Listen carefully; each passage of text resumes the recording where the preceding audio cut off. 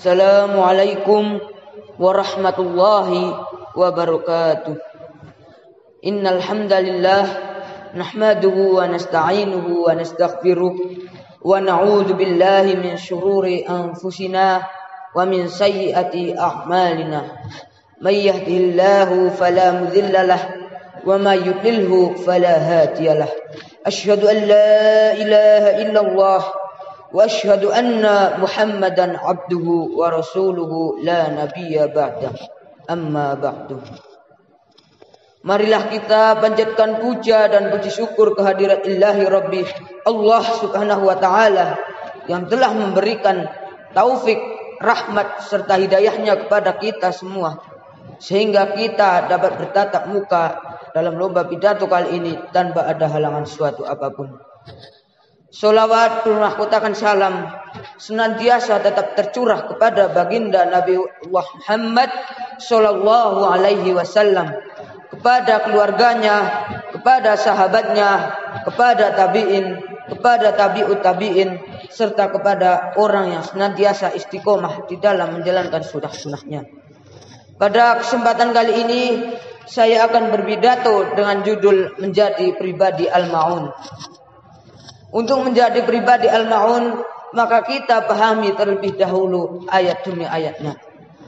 Surah Al-Ma'un merupakan surah yang diturunkan di kota Makkah atau yang disebut dengan surah Makkiyah.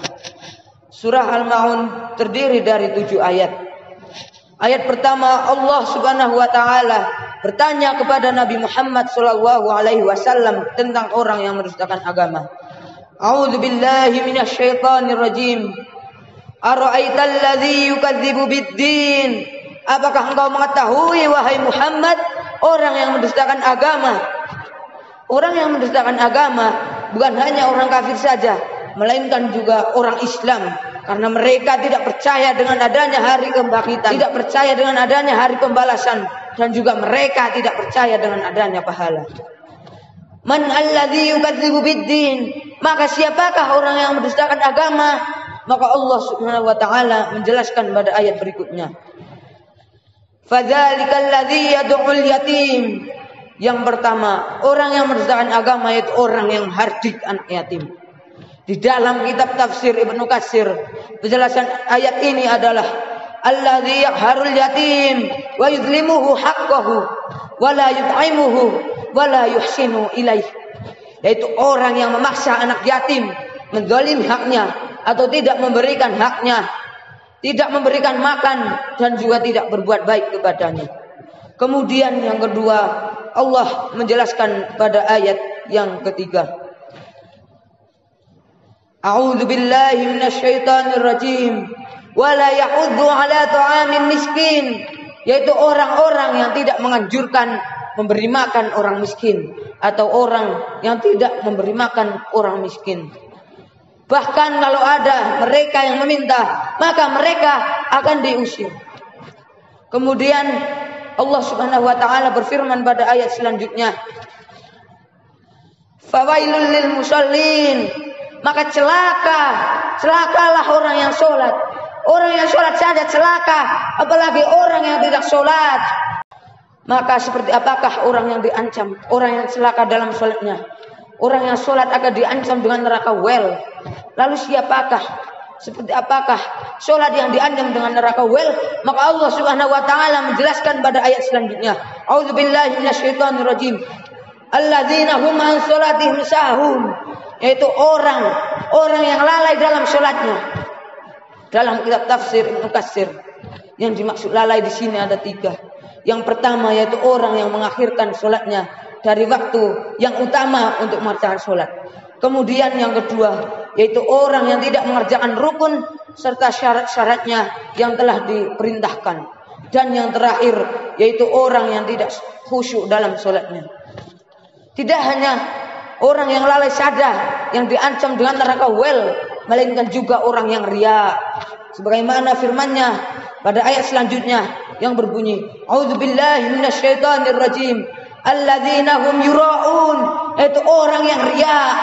Riya bukanlah mengharap ridha Allah Subhanahu wa taala, melainkan hanya mengharap sanjungan, mengharap pujian dari orang lain. agar bisa dikatakan sebagai orang yang alim, agar bisa dikatakan sebagai orang yang soleh, sebagaimana yang telah dilakukan oleh orang munafik. Bagi mereka menjalankan sholat asar dan juga sholat isya sangatlah berat, karena tidak ada yang melihat mereka dalam sholatnya. Sebagaimana firman Allah Subhanahu wa taala di dalam Quran surat An-Nisa ayat 142. A'udzu billahi minasyaitonir rajim. Wa idza qamu ila sholati qamu kusala yura'an nasa wa la yadhkurunallaha illa qalila. Dan apabila orang munafik mengerjakan sholat, maka mereka akan mengerjakan sholat dengan malas-malasan, dan mereka ingin dilihat oleh manusia, dan tidaklah mereka mengingat Allah kecuali sedikit. Quran surat An-Nisa ayat 142. Orang munafik tidak menyempurnakan rukuk dan juga sujudnya, padahal sholat adalah tiang agama.